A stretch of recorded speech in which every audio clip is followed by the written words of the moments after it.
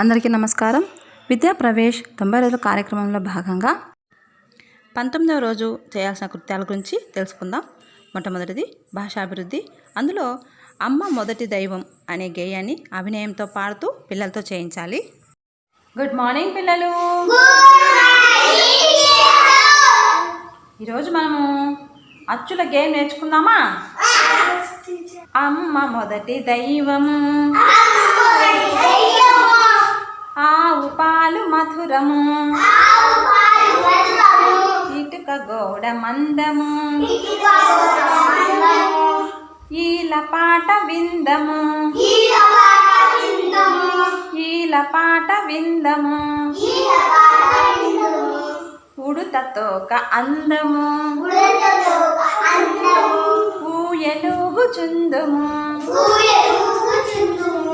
ఎలుక వల్ల నష్టము,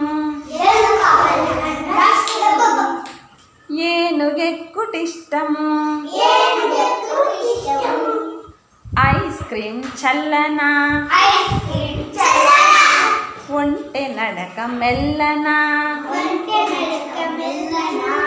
ఓడ నీట తేలును, అవుటు బలే పేలును.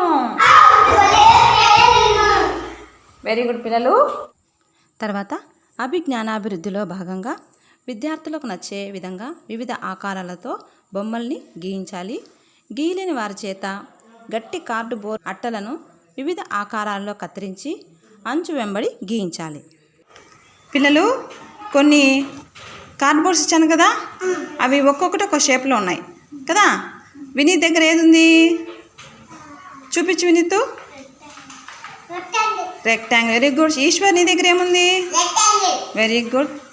నీ దగ్గరమ్మా? సర్కిల్. Very good. ట్రయాంగిల్ కదా.